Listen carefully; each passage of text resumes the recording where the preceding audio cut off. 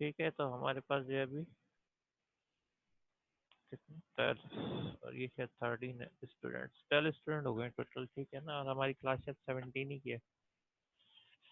तो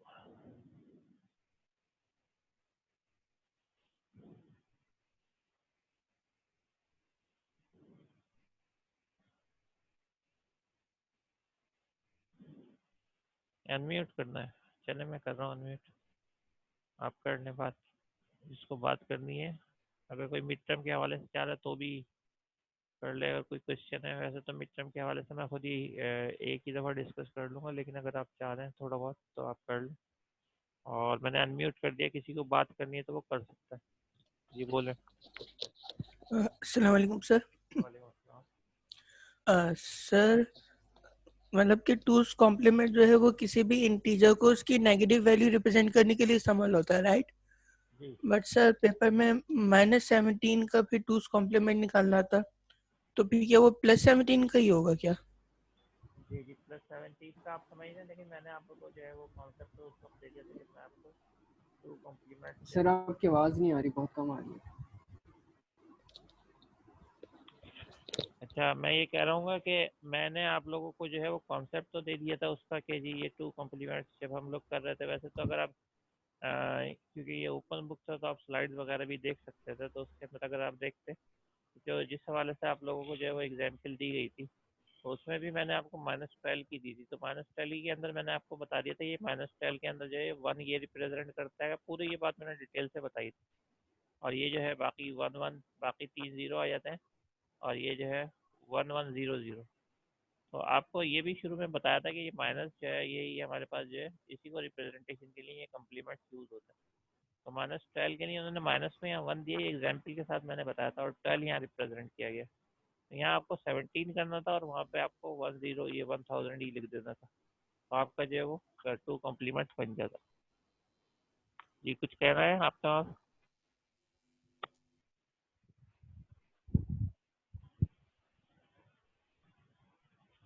ठीक है, अब फिर हम लोग बात शुरू करते हैं, सही है। जी जी सर, क्लास स्टार्ट।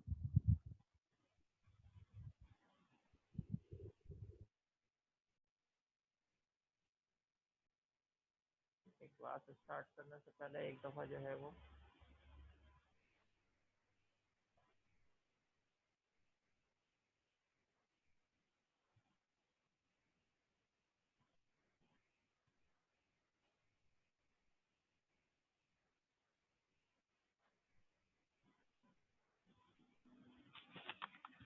देखिए जनाब, ये जो है हमारी आउटलाइन थी। तो इस आउटलाइन के हवाले से जो हमने बात स्टार्ट की थी स्टार्ट के अंदर, और हमने ये भी डिस्कस किया था कैसे बीच में मिड टर्म आएगा, तो वो भी आप गुजर चुका। तो हम जो है वो इसको फॉलो कर रहे हैं आउटलाइन को। तो इसमें जो आप देख लें, पहले हमने जो है वो इंट्रोडक्टिव पार्ट देखा था, उसके बाद जो है ना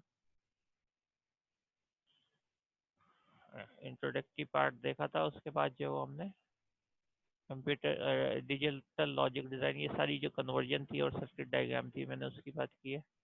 फिर हमने जो है वो कंप्यूटर आर्किटेक्चर देखा था, फिर एल्गोरिदम्स देखे, फिर डेटा स्ट्रक्चर, और आखिर में एवोल्यूशन ऑफ प्रोग्रामिंग लैंग्वेज। सही है। तो नॉर्मली ये है कि आउटलाइन में हमारी डेटाबेस तक है, लेकिन ये क्योंकि थोड़े लेंथी हैं तो मैं मिड टर्म से पहले जो है वो ये रखता हूँ, मिड टर्म के बाद जो है वो ये रिमेनिंग रखता हूँ।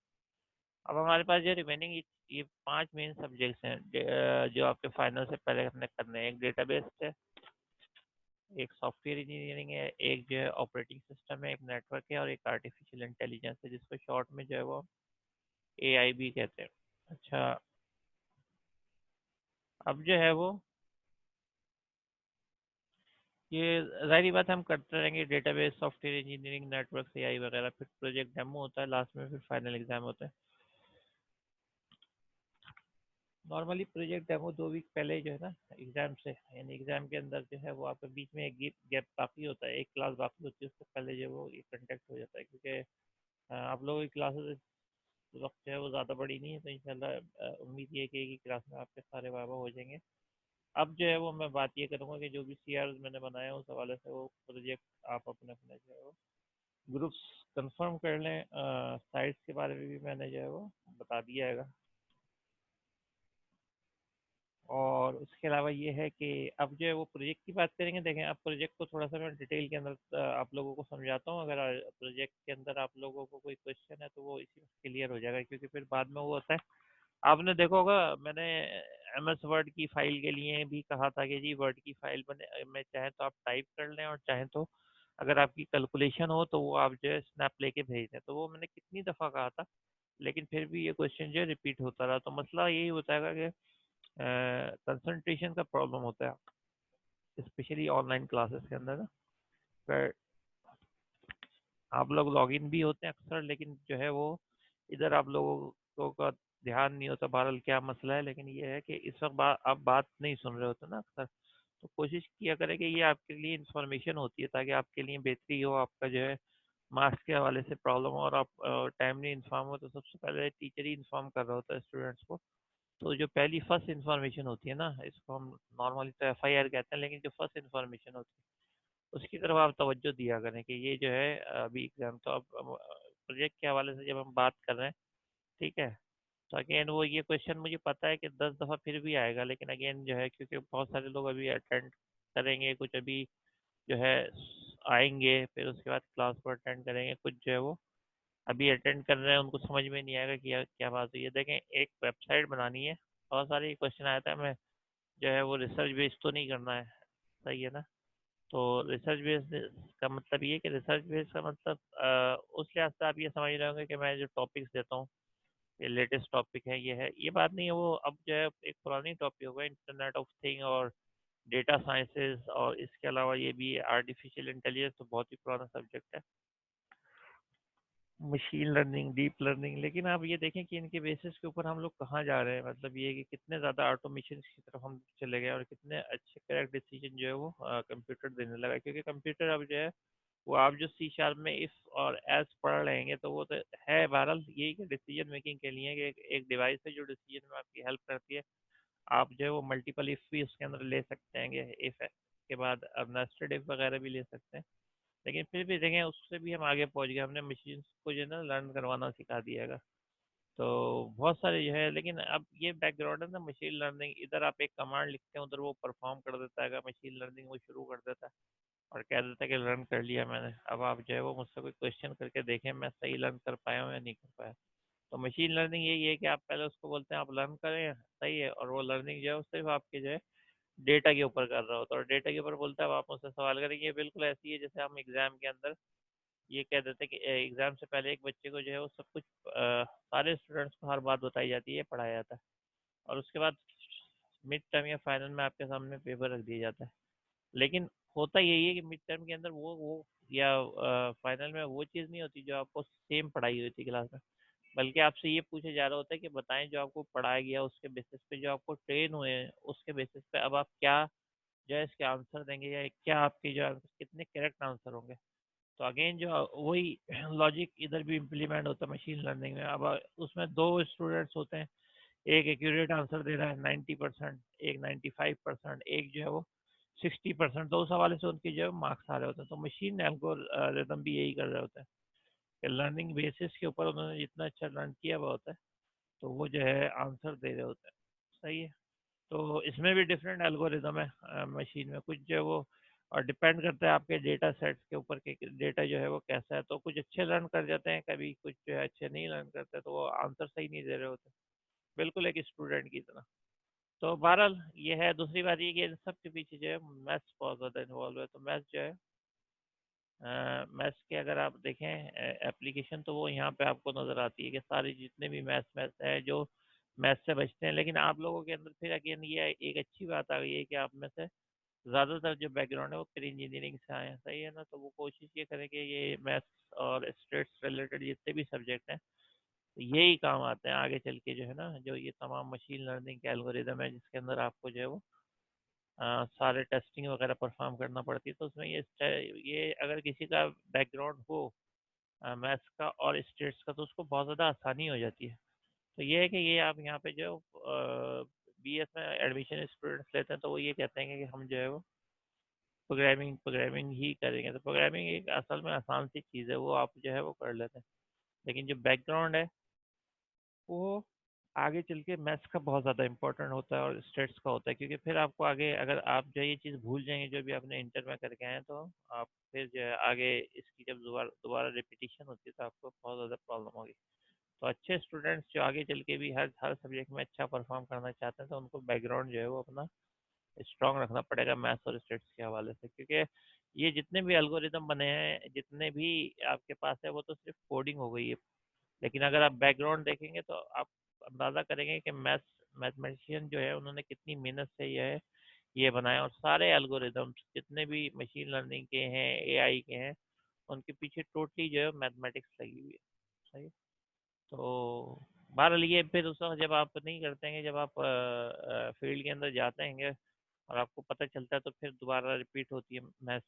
तो maths is an important thing, मतलब ये कि इस वक्त जो साइंस की बेस है, टेक्नोलॉजी की बेस है, कंप्यूटर की बेस है, कंप्यूटर के अंदर जो सॉफ्टवेयर है उनकी बेस है, वो बेसिकली है मैथ्स और स्टेट्स वगैरह। तो इस चीज़ को जो है वो ख्याल रखिएगा, स्पेशली अगर आपका बैकग्राउंड नहीं भी हो, आप मेडिकल के हों, आप कंप्यूटर के, तो इस चीज़ का ज़रूर ख्याल रखिएगा कि बैक एंड के ऊपर जो है वो ये चीज़ मैथ्स आपके बहुत काम आएगी।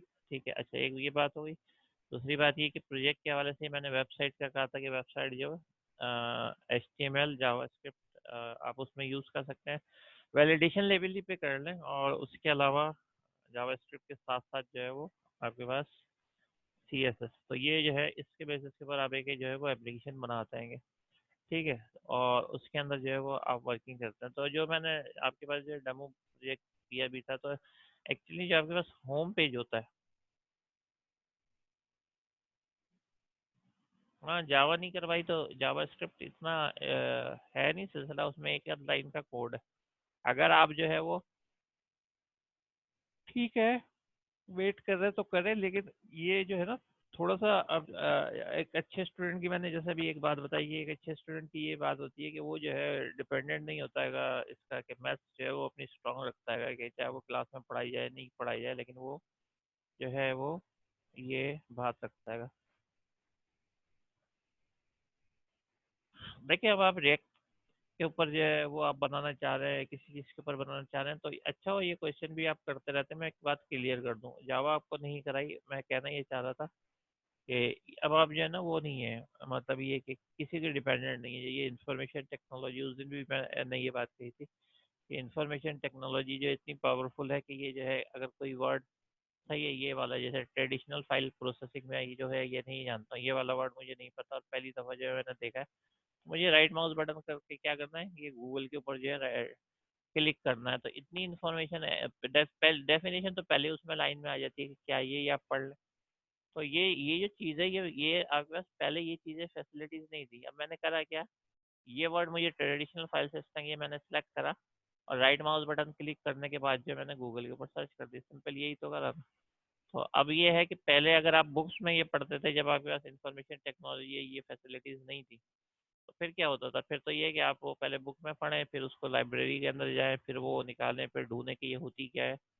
अब इतना प्रोसीजर ये नहीं है, ये आप देखें कितने अगले सेकंड के अंदर ये इन्फॉर्मेशन थी, और यहाँ से लेके यहाँ तक आप पढ़ लें तो आपको क्लियर भी हो जाएगी। तो ये मैं आपसे कह रहा हूँ कि ये जो जावा आप ये कहते हैं ना कि ये अभी हमें नहीं कराई गई या नहीं सिखाई गई, तो कंप्यूटर साइंस में आप देखेंगे, स्पेशली जो ये आपकी क्लासेस हैं, BScs होता है, तो इसमें जो है वो टीचर का कंसर्न इस हवाले से होता है कि वो जो है टूल्स के ऊपर नहीं दे रहा होता है। मतलब एक ये हम लोग ये कहते हैं ना कि ये हमारी जो क्वालिटी है कि हम जो जावा भी जानते हैं, हम C# भी जानते हैं, हम C लैंग्वेज भी जानते हैं। तो ये क्वालिटी जो है, ये क्वालिटी होती है आपके अपने स्किल्स के हवाले से। मतलब ये ऐसी कोई क्वालिटी नहीं होती जिसके बेसिस के ऊपर आप ये कह दें कि मैं जो हूँ वो किसी से मुनफरिद हूँ या किसी से ज़्यादा बेहतर हूँ। ये जो है सिंपल, हाँ, आपकी जो जो क्वालिटी इस चीज़ की है कि आप जो है वो बना रहे हैं, रिएक्ट के ऊपर बना रहे हैं और इसके ऊपर बना रहे हैं जावास्क्रिप्ट, ये आपके ऊपर अपने ऊपर डिपेंड करता है। लेकिन जहाँ तक ये कि जावास्क्रिप्ट का अभी आपने जो वर्ड यूज़ किया गया हमें नहीं कराएगी, तो जावास्क्रिप्ट लिखना है, W3 स्कूल है, इतनी वेबसाइट है जिसके ऊपर आप थोड़ा सा 10-15 मिनट भी देंगे तो आपको क्लियर होना शुरू हो जाएगा। वो तो ये भी बताते हैं कि ट्राई योर सेल्फ का भी ऑप्शन होता है कि आप क्लिक करते हैं तो उसके अंदर कोड भी होता है, कोड आप चेंज करके भी देख सकते हैं। तो ये फैसिलिटीज़ पहले नहीं हुआ करती थी, तो इस चीज़ का आप जो है वो एडवांटेज लें, और जो है वो जितने भी टूल आप सीखना चाहें सीख सकते हैं, उसमें कुछ नहीं होता। और ये टूल जो है वो टूल की ज़्यादा इंपॉर्टेंस नहीं होती है, असल इंपॉर्टेंस इस चीज़ की होती है कि आपको जो है वो सही तरीके से वर्किंग आनी चाहिए। और ये डिपेंडेंसी जो होती है, ये जो अप्रोच होती है ना डिपेंडेंसी की, ये इंटरबेस अप्रोच होती है। इसके अंदर ये होता है कि जैसे फॉर एग्जांपल एक प्रैक्टिकल था, वो सर नहीं आया, उन्होंने नहीं करवाया, लेट सपोज, तो अब वो नहीं कराया तो फिर आप ये कह सकते हैं कि वो जो है हमें नहीं कराया गया। लेकिन ये इंफॉर्मेशन टेक्नोलॉजी, ये जैसे सी शार्प में अपने कंसोल डॉट राइट लाइन लिखना, इसमें होती क्या चीज़ें, तीन ही जो मेन चीज़ें होती हैं, और ये कंडीशन वगैरह होती है, इसके साथ ये लूप होता है। जैसे आपके पास इनपुट है, प्रोसेस है, आउटपुट है। अब इसमें इनपुट आप जावास्क्रिप्ट के अंदर जो है वो देख लेंगे कैसे इनपुट होता है, अलर्ट के थ्रू जो है वो आप इनपुट ले रहे हैं, सही है। तो उसके बाद जो भी आपका इनपुट हो रहा है, इनपुट के बाद जो है वो आप उसको प्रोसेस कर रहे हैं। तो इसमें जहाँ पे भी लैंग्वेज चेंज की बात आती है, भाई मैं सी शार्प का बहुत अच्छा प्रोग्रामर हूँ और जावा में जाना चाहता हूँ, तो उसमें सिर्फ आपको इनपुट का फंक्शन देखना पड़ेगा, उसमें आउटपुट का देखना पड़ेगा, यानी कंसोल डॉट राइट लाइन जो है चेंज करना पड़ेगा। और जो ऊपर यूजिंग सिस्टम होती है, उसके बजाय वो इंपोर्ट करते हैं जावा के अंदर, तो वो आपने 2-3 कमांड चेंज करेंगे तो आपका पूरा, आप जो है जावा के प्रोग्रामर अपने आप को कहने लगेंगे, क्योंकि इफ उसमें भी स्मॉल है, उसमें भी जो रिलेशनल ऑपरेटर हैं वही यही है, एंड ऑपरेटर यही है, कंडीशन जो है ऐसी चेक होती है जैसे सी शार्प में होती है। तो कहने का ये मतलब है, 2-3 चीज़ों के लिए जो है वो आप वेट करना किसी का कि हमें जो system console dot read line की जगह या राइट लाइन की जगह क्या यूज़ होता है किसी लैंग्वेज में, ये बातें जो है ना, ये आप जो है वो कितने सेकंड के अंदर या कितने मिनट, 1 मिनट के अंदर जो है वो देख सकते हैं कि क्या यूज़ होता है। तो इस चीज़ को ना अब आप जो है वो थोड़ा सा वो करें, आगे बढ़े इससे, कि डिपेंडेंसी जो है वो कम करें, कि कोई आके बताएगा, या इवन ये एक स्टूडेंट दूसरे स्टूडेंट पे भी डिपेंड कर रहा है कि ये बहुत अच्छा प्रोग्रामर है, ये बताएगा नहीं। आप करते रहेंगे, एक वक्त आएगा आप जो कोई आपके साथ कंप्यूटर साइंस का, आप उससे भी आगे निकल जाएंगे। और यही होता है सेकंड थर्ड सेमेस्टर के अंदर, जिनका बैकग्राउंड कंप्यूटर का भी होता है, तो प्री इंजीनियरिंग वाले जो है अक्सर उनसे जो है वो ज़्यादा अच्छा सॉफ्टवेयर या प्रोजेक्ट बना रहे होते हैं बगैर किसी प्रॉब्लम के। तो इस चीज़ को ज़रा ध्यान में रखें। अच्छा, अब जो है हम ये बात क्लियर हो गई। दो बातें मुझे क्लियर करनी थी, एक तो टॉपिक के हवाले से आप क्लियर कर लें, वो मैंने कर लिया। ग्रुप बना लें फ़ौरन, सही है, अब टाइम नहीं है। प्रपोजल जो है वो इसी वीक जो है आप अपने सीआर को सब दे देंगे, तो वो मुझे दे देंगे फाइल ना, तो इसके अंदर टाइम नहीं होता। अब आप जो है वो वर्किंग शुरू कर दें। अच्छा, मेन मैं आपको कॉन्सेप्ट दे दूँ। मेन जो है वो कोई भी आपके पास, जैसे फॉर एग्जांपल वेबसाइट होती है, ठीक है ना, वेबसाइट होती है, कोई भी वेबसाइट ले लें आप।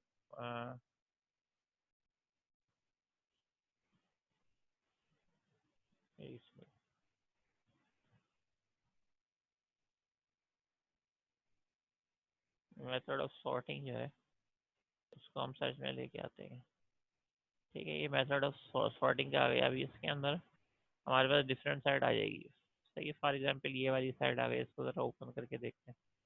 और 2-3 जो है वो साइटें हमारे पास आ गई, ये हमने ओपन करके देखी, ठीक है। तो आपने देखो ये चीज़ है, ये थीम होती है, ये सारी थीम होती है। यहाँ पे आपका है, ये हेडर पोर्शन कहलाता है, नीचे वाला फुटर कहलाता है। यहाँ पे देखिए, ये मैं माउस को इस तरीके से मूव कर रहा हूँ, तो एक्चुअली आपने जो है ये वाला पेज इस टाइप का एक बनाना है, जो मेन पेज या होम पेज कहलाता है, ठीक है ना। जब आप होम पेज बना देते हैं तो उसके अंदर अभी ये देखिए, इसके ऊपर जितने भी ऑप्शन जो है वो ये कर रहे हैं कि ये वाला ऑप्शन है, तो इसके ऊपर जब मैं क्लिक करूँगा तो जाहिर बात है मैं इसी ऑप्शन के ऊपर चला जाऊँगा। तो इन्होंने इसके ऊपर कोई लिंक दिया होगा, तो एक्चुअली क्या होगा, दूसरा पेज जो है वो ओपन हो जाएगा, ठीक है। तो इस तरीके से जो है वो ये वर्किंग हो रही होती है, या इसके ऊपर वर्किंग चल रही होती है।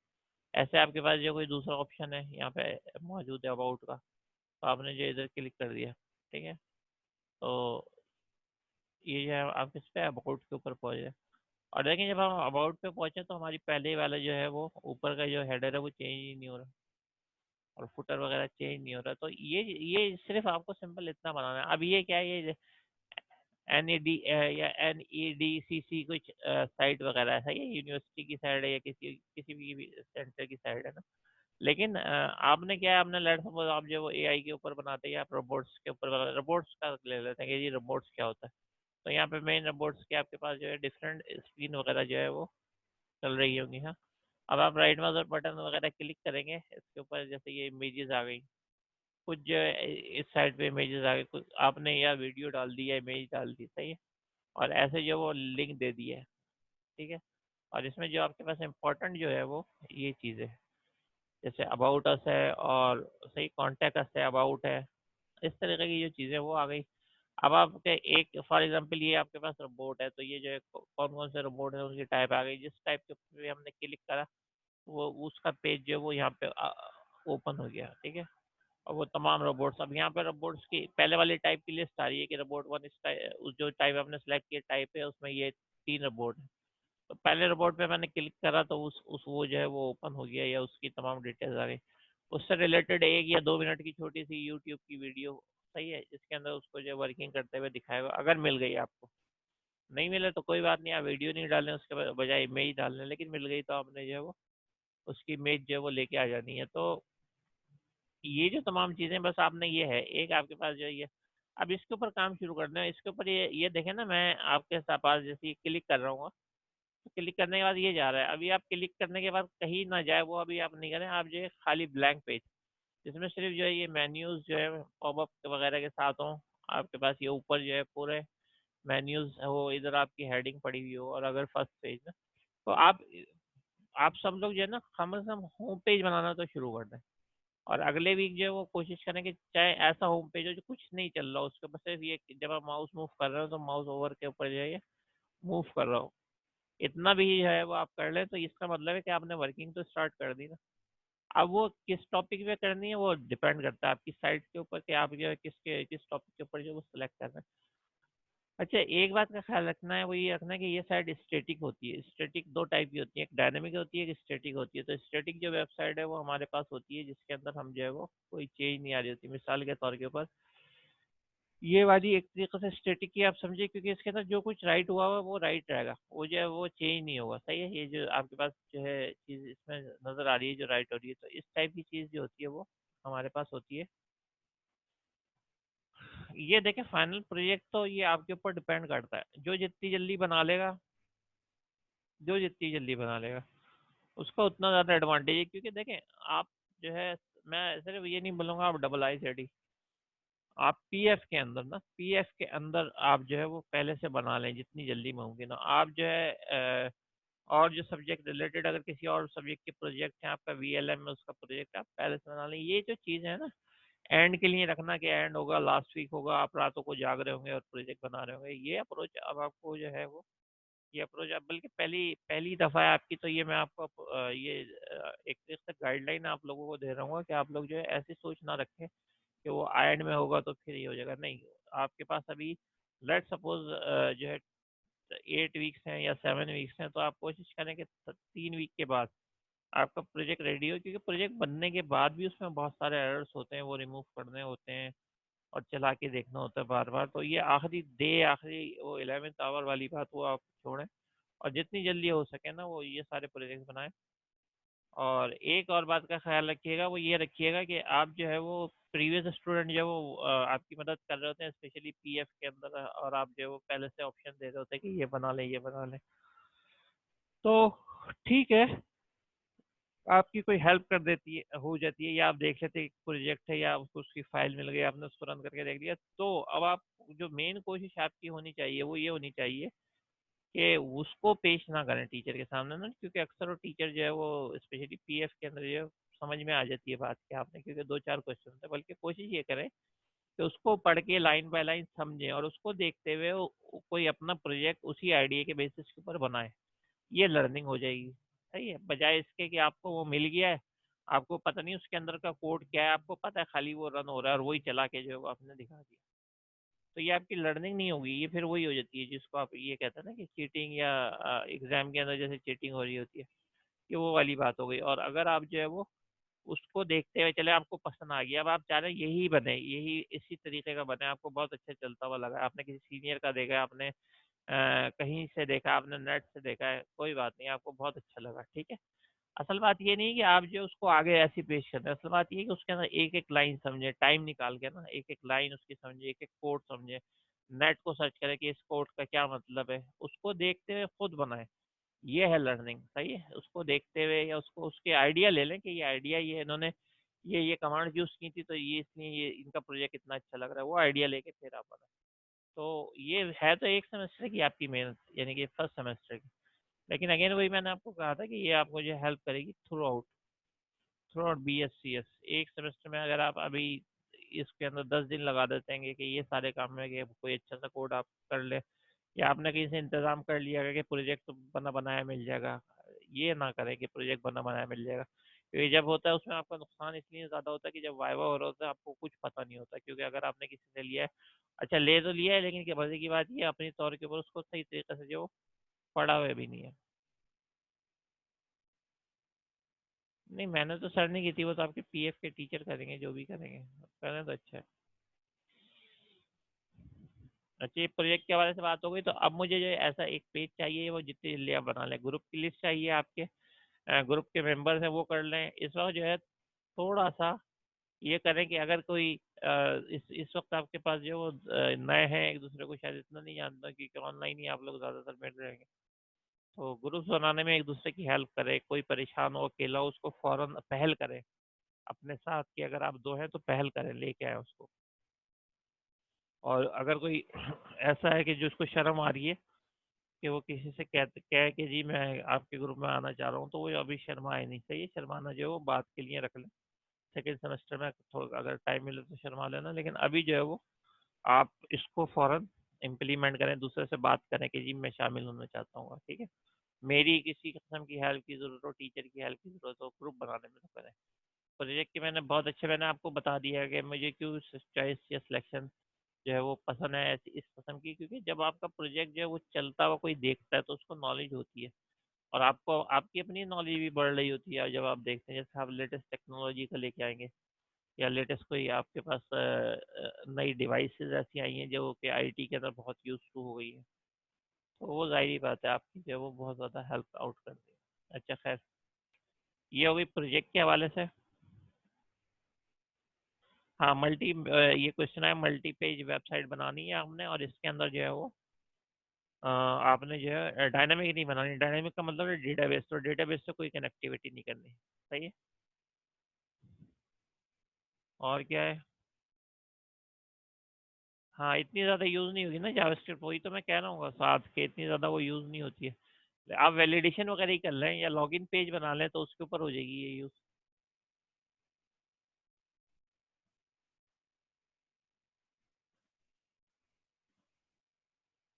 हाँ, तो ग्रुप में अब नाम सेंड कर दें, क्योंकि अभी तक आप लोगों ने नाम सेंड नहीं करे।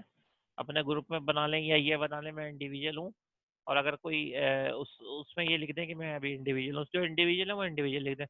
खुद ही जब 3-4 इंडिविजुअल के आएंगे तो वो मैं अगली क्लास में खुद ही बोल दूंगा कि आप 3 इंडिविजुअल हैं, आप लोग मिलके बना लें। मुझे इंडिविजुअल की भी जब लिस्ट मिलेगी ना, जब ये अजहर जो है बना बना के दे देंगे। सही है।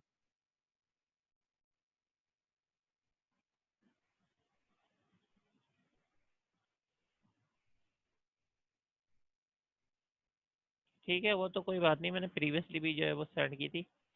सही है, तो आपको भी पीएफ की अगर किसी को चाहिए हो तो मुझे सिर्फ ग्रुप के अंदर लिख देना, तो मैं इंशाल्लाह ताला जो है वो आपको कर दूंगा। जावास्क्रिप्ट ऑप्शनल है, लेकिन आप क्या बताऊं, एक लाइन, सिर्फ एक लाइन लिखने से पूरी की पूरी जो है वैलिडेशन लग जाती है।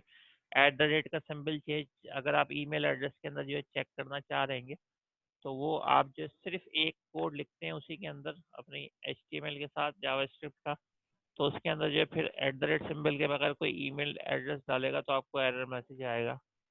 तो ये चीज़ें जो है, ये एक एक लाइन के कोड के लिए जो है ना, इतने आप परेशान ना हो, और उसके अंदर जो है वो पता भी नहीं चलता है कि ये एक लाइन का कोड जो आप राइट कर देंगे तो फिर ऑटोमेटिकली फैसिलिटेट कर देता है। तो ये जावास्क्रिप्ट के लिए जो है ना, या इसके लिए जो है आप लोग परेशान ना हो, सिर्फ W3 स्कूल में जाएं, जावास्क्रिप्ट देखें, वैलिडेशन देखें, और ये तमाम चीज़ें देखें। अच्छा, ये खैर बहरहाल ये मैंने चला के भी बता दिया, सब कुछ कर दिया है, और ऐसे ही आपका प्रोजेक्ट होगा। सही है। अब ये है कि आप इसके अंदर कौन सी थीम CSS कितना अच्छा बनाते हैं, डेट्स डिपेंड ऑन प्रेजेंटेशन, कि आप कितना अच्छा प्रेजेंट कर रहे होते हैं। ठीक है।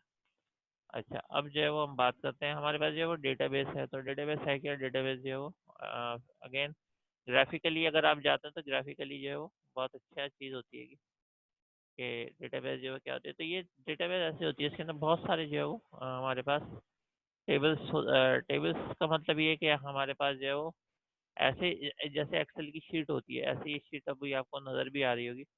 तो इस फॉर्मेट के अंदर जो है वो हमारे पास डेटा स्टोर होता है। सही है। तो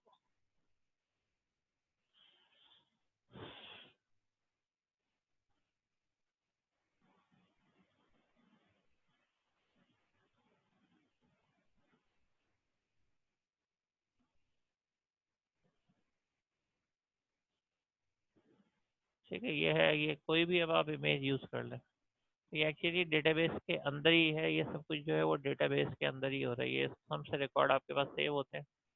ठीक है,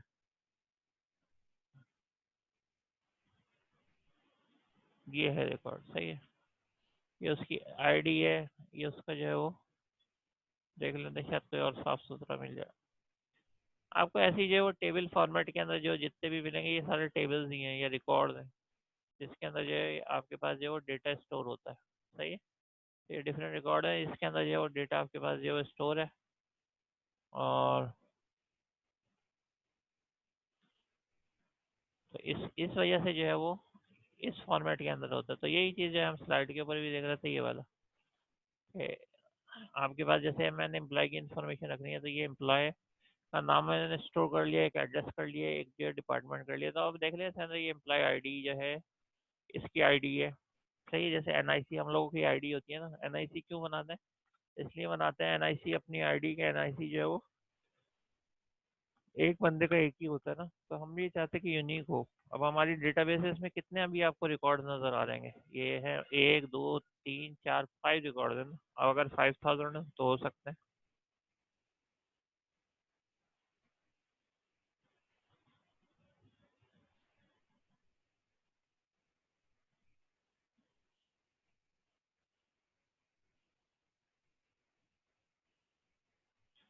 तो ये जो है हमारे पास, ये पता नहीं सिकंदर लिखना क्या चाह रहे हैं, ऐसा हमने जो पीएफ में असाइनमेंट किया है।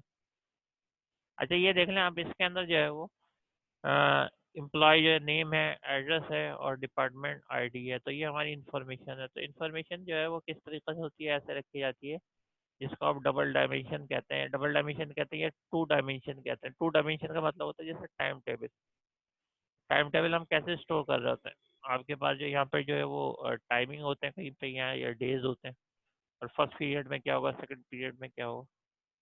तो इस हवाले से जो है ये हमारे पास जितनी भी इंफॉर्मेशन डबल डायमेंशन के अंदर, एक के अंदर ये डबल डायमेंशन में हमेशा याद रखें कि डबल डायमेंशन में एक रो होती है, सही है, और एक जो कॉलम होता है।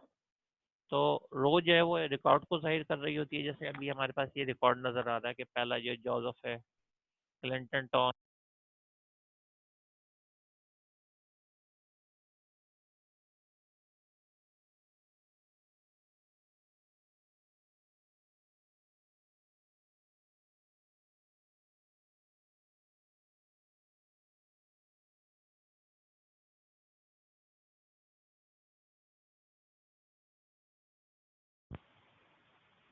जिसके अंदर ये इंफॉर्मेशन रखी गई है ना, आपके पास रो वाइज, तो वो जो वो रिकॉर्ड कहला रहेगा। और अगर आप जो है इसके अंदर देख रहेंगे, सही है, ये जो है ये कॉलम है, तो कॉलम के अंदर जो है हमें इसको, कॉलम को कहते हैं फील्ड, सही है, या एट्रीब्यूट, सही है। इसमें जो है इंफॉर्मेशन आपके पास जो वर्टिकल इंफॉर्मेशन है, वो देखें नेम है तो उसके नीचे सारे नेम आ रहेंगे, और अगर जो है वो एड्रेस है तो उसके नीचे सारे एड्रेस आ रहेंगे, यानी ये एड्रेस है तो उसके नीचे एड्रेस आ रहे हैं। तो ये जो फील्ड है वो हमारे पास कॉलम के अंदर होती है, जो उसकी इंफॉर्मेशन हम रखना चाहते हैं, प्रॉपर्टी भी कहते हैं, एट्रीब्यूट्स भी कहते हैं, कॉलम्स भी कहते हैं, और फील्ड भी कहते हैं। और ये जो है हमारे पास ये वाली जो है ये रो, ये क्या जाहिर करती है, रिकॉर्ड को जाहिर करती है। अच्छा आपके पास जो है वो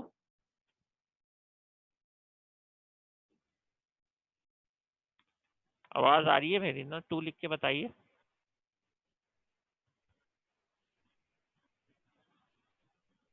हम्म, तो ये जो है डिपार्टमेंट आईडी और डिपार्टमेंट नेम, ठीक है ना, डिपार्टमेंट आईडी और डिपार्टमेंट नेम, ये क्या है, ये अक्सर ऐसा होता है कि एक डेटाबेस के अंदर दो टेबल होते हैं। इसका मतलब डेटाबेस क्या होता है, ये समझ लें ये एक डेटाबेस है, ये जो वाइट वाइट पीछे नजर आ रहा है ये एक डेटाबेस है, इसका नाम एबीसी है। तो इसमें हमने कितने, एक ये टेबल रखा हुआ है, एक ये टेबल रखा हुआ है, तो दो टेबल है इसके अंदर, फॉर एग्जाम्पल। अब इसके अंदर जो वो 3 भी हो सकते हैं, 4 भी हो सकते हैं। अच्छा अभी ब्रेक आ रहा है, ब्रेक के बाद इसको जो है हम कंटिन्यू करते हैं। और अगर आपका कोई क्वेश्चन हो तो सोच के रखिएगा, तो ये किया